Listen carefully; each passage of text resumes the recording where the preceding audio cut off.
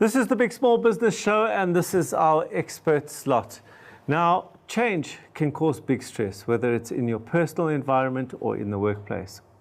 All kinds of chemical processes start in your body when you hear about change in management, change in policies, change in work responsibilities, and so forth. Joining me now in studio to unpack all of this and what happens during a period of change and how to deal with it is Bryan Hattingh, CEO of Cycan, an exponential leadership company. Welcome, Bryan. Allon, how are you? I'm stressed. Well, then we've got an answer for you. Okay, it must be all the change that's happening. So what are these chemical things that happen? In South Africa, we work in an environment where there's policy uncertainty as business people, small businesses, there's all sorts of uncertainty that we deal with. So what's actually happening inside us when that happens? So we definitely live in the exponential age. We live in the age of disruption, ambiguity, complexity, paradox, all these wonderful words that are quite scary for some people and difficult to understand just in isolation. And what we've seen through lots of research and tests in the whole neuroscience space is that the stress and impact of a stranger holding a gun to your head and threatening to kill you in a dark space is exactly the same from a neurological response as hearing that there's going to be a massive restructure and retrenchment. Sure. And so change, when it's sudden or extraordinary or extended, causes stress. And what happens with that is you naturally go into a state of raised noradrenaline, which is a survival fight or flight mechanism in your system. When that happens, your dopamine and serotonin drop, so it doesn't feel good.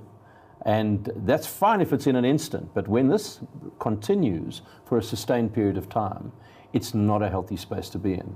And what happens after a while is that your brain interprets the lack of ease that you're experiencing as disease, even though you're not diseased, and treats you as if you were, produces pro-inflammatory cytokines, PICs, that it pushes into your bloodstream if you were diseased, but because you're not, can create inflammation, which can be precursor to many very serious ailments, early stage osteoporosis, diabetes 2, clinical depression, carcinomas, cardiovascular disease, Alzheimer's.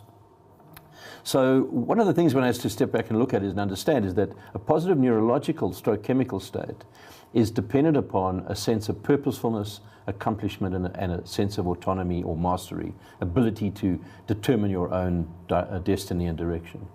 And so the more that we can manage and frame our perspective of the world, our perception is our reality. It might not be the reality.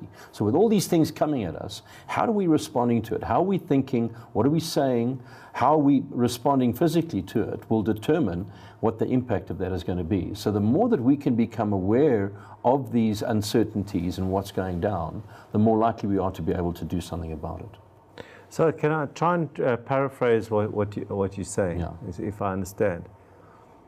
In a state of uncertainty, paradox, change, etc., the more I can create the context, my own context of control of my reality, the less the impact is of that change.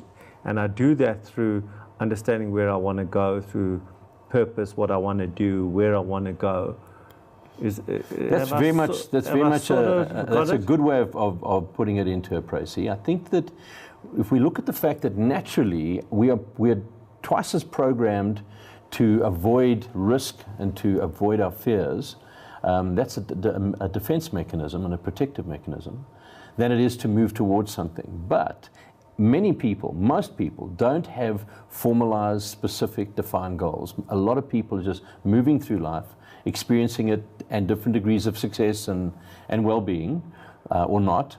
And the more that we can get defined and specific about what it is we're moving towards and the merits and benefits of that to us, and understanding that, and understanding as we move through that, the growth that we have and the learnings that we have, because a lot of what we do in getting there is not just steps of doing, it's steps of becoming. And in and through that process, we start becoming more and more confident, inspired, engaged, motivated in terms of what we're doing, and come back to the point of check out your thoughts, check out what you're thinking, check out what you're listening to, check out what you're reading. So let's just come back to that sense of control. As So I get it as an entrepreneur. I have a high probability of feeling that way because even if it's a one-man band, I'm at the pinnacle of that business. But as an employee, how does somebody then set their own goals? Because your goals are very often set by your boss. Very good question. So importantly, any and every employee at whatever level they are, and even your entrepreneurs, have to be ensuring one thing consistently, that they're optimally mobile and marketable, i.e. they can take their offering to the world, whatever that is in terms of their professional services, their capabilities, their capacities, all of those good things. They need to be able to take that down the road and offer it to somebody else. So they need to be continually ensuring that that is optimal. And how they do that is by being optimally effective. So importantly, they need to understand what's expected of them and to be able to meet and exceed those expectations. Not only will that benefit their employer and the people that they're serving, but most importantly, it serves to continue to build their own portfolio and increase their capacity to impact and influence and add value. And the more that you overfill your place, the more you create momentum and the more you create forward movement. So it really is important that you engage, no matter how unpleasant your environment, no matter how disengaged you could be, easily by externalizing, because people very often externalize and they find blame. It's their boss, it's the company, it's the society, it's the economy, it's the government. Stop doing that. You can change your external world by changing your inner world, and the best way to do that is get engaged. Let's reverse this from an entrepreneur's point of view. My business is now just hypothetically going through huge change. We're growing, we're shrinking, we're being bought, whatever the case may be. There's big change happening. How do I use this understanding in order to ensure that my employees are more productive, more positive? How do I use all this understanding of what goes on? So on various levels. One, even right down to how you language. Because how you language either puts people into, David Rock's very well known for his SCARF principle, and putting people into what's called SCARF, which is this non-optimal state where you're outside of your executive brain.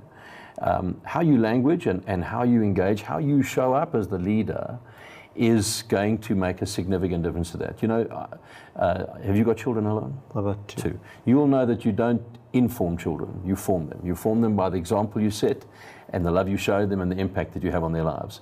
Big people are just little people in big people's bodies looking to have example, looking to be led, because not everybody is the leader. There are lots of followers, and it's important that they are able to engage and work for somebody, and that's hence why this whole new move away from a command and control style of leadership to a coaching style of leadership and a self-aware style of leadership where it's inclusive, which doesn't mean you manage by democracy or manage by committee. And there may be times in urgent situations, particularly if there's a life threat, that you do command and control, but for the most part it's about empowering people to actually take accountability for themselves. So often, historically, that whole loyalty trap syndrome of, you know, if I work hard, the company will look after me. No, the business is not in the business of looking after you. You've got to take accountability for yourself. So move the loyalty thing aside. Don't introduce disloyalty, but introduce commitment, self-actualization, self-determination by saying, I'm in this job, this is what I've got to do. I've got to make sure that when I move on to my next space, either in the company or outside of it, I'm optimally marketable. So we've come to the end of our 10 minutes. It goes so quickly. Always so short. Yeah. But just to summarize now, it's really about it's about a sense of your own control, not blaming. So it's about an internal locus of control creates a higher sense of or a lower impact of change on you, yes. And that you can do by how you frame your world, how you language your world, how you engage with your world. And consistently seek out change in yourself. Become not only an embracer or an adapter to change, but become a protagonist of change and a proponent of change. Introduce change into your life. Surprise yourself every day. It's a great thing to do. Take control. Please stay tuned for my reflections on the entrepreneurial journey.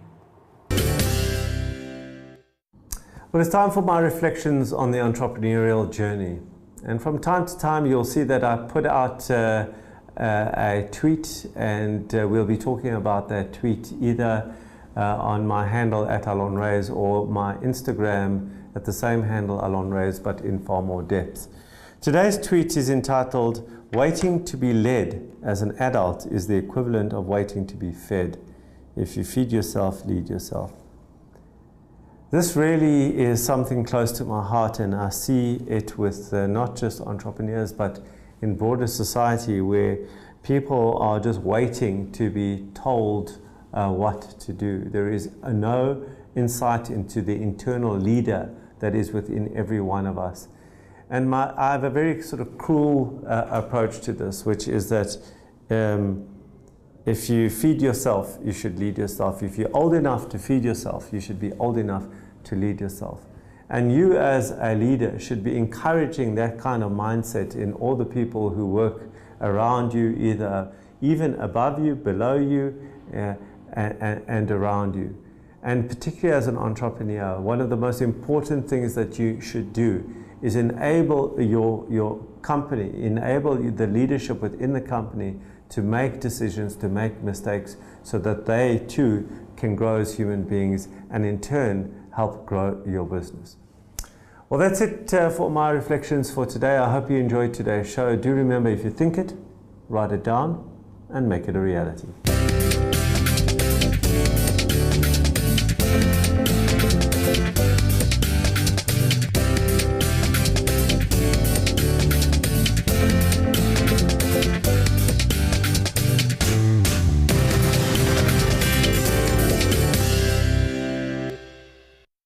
For every business challenge, there's a solution.